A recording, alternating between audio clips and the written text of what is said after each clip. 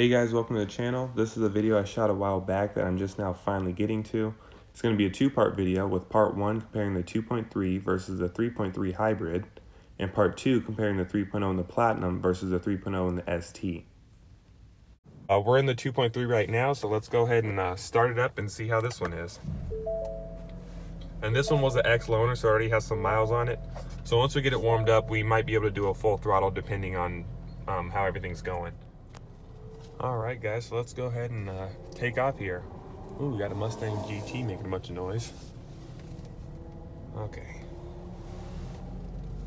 So this is the 2.3 liter base engine.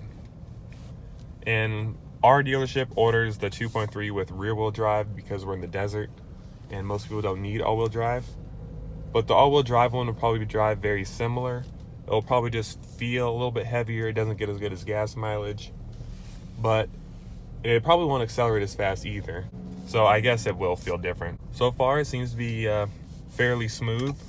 I know sometimes the transmissions in these 2.3 Explorers can be a little bit sporadic. So let's go ahead and turn off onto the street.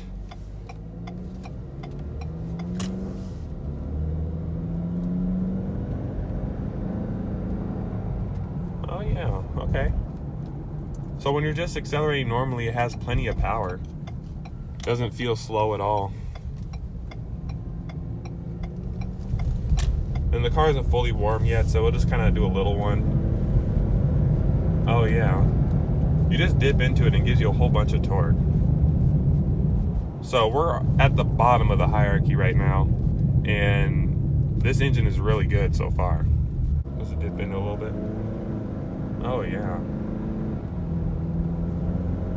So much torque at that around 3,000 RPM, it's crazy.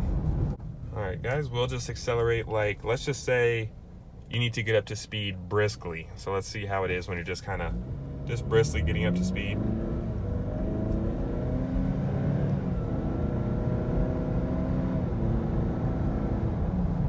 Trans is actually pretty good.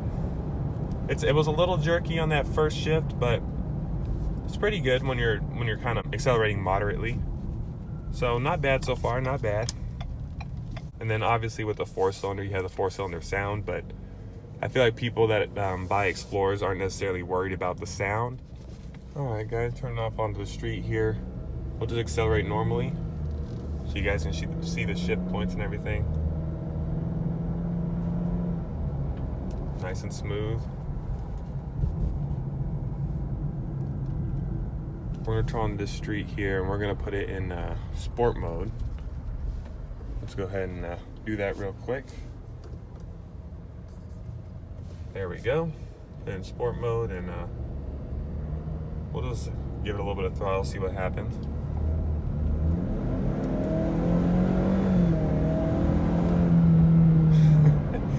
It's actually pretty quick. It's pretty impressive actually. We'll just dip into some more here.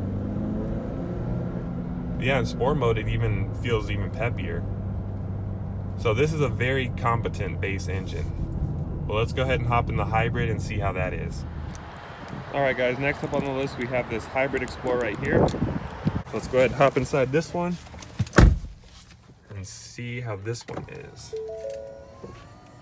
When you start up the hybrid, it doesn't turn on the engine yet. It just, like, yeah, it's different. So this will be interesting to see how it compares to the other ones. Alright guys, so let's go ahead and turn on some hybrid stuff. Then we'll put on, oh yeah, it's already on EV Coach. So yeah, we'll just have the hybrid stuff on since this one is the hybrid. First impressions. Starting off, very, very smooth because there's no engine running or anything like that. So it's very, very smooth so far. The brakes feel a little bit different than normal Explorers, but you just have to get used to it. And I think that little bar right there that you're seeing, I think if it reaches like outside the bar, I think it turns on the gas motor. Oh yeah, see, it just turned on right there. And it kind of has a cool sound too. I think they might have did something with piping in sound, but it has a cool sound nonetheless. Let's see, getting onto the street here. And dip into a little bit here. Yeah, it's very interesting the way this engine works. Got a Suburban in front of us. Fairly smooth transmission too. Not too bad. It's not as smooth as like the F-150s or 5.0 Mustangs, but it's fairly smooth. You can see the RPM goes to 0 when you come to a, when you're kind of coasting, but let's go ahead and put in S real quick just to see what happens. I returned 97% of my energy, that's cool. Let's see, S. And we'll just go ahead and just give it a little bit of gas, see what happens. Ooh. I don't want it to rev too high, but yeah, it's actually pretty cool. It sounds pretty cool. And when you take off from a standstill like that, it gives you this electric like boost.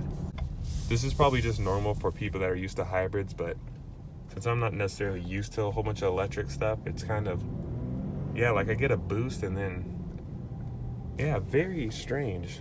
Let's put it back in normal here. So we're just cruising around the parking lot. RPM is at 0. So right now we're just putting around with no, uh-oh, someone's in trouble. All right, guys, we're back. Just putting around. Tesla doesn't know what he's doing.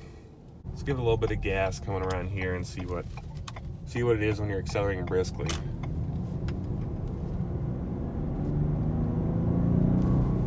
That's interesting. It's actually a pretty cool engine option. I think I might like it more than the 2.3 actually. It does get better gas mileage, and I don't know if I'm down with the hybrid stuff yet. But yeah, it's very smooth. But anyway, I'm about to put this one back, and let's go ahead and hop in the 3-liter Platinum. And by the way, all the 3-liter engines are all-wheel drive. You can't get a rear-wheel drive 3-liter configuration.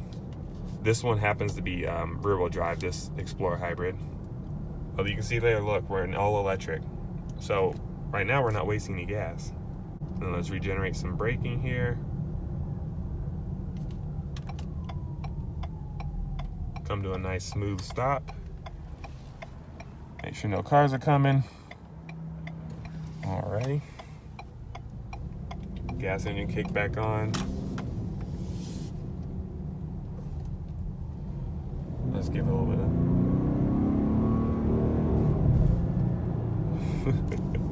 but anyway, I'll catch you guys in the Explorer Platinum. Thought I'd show you guys this real quick. It shows your trip summary. So apparently I had 0 electric miles. I feel like I was driving a lot in electric mode.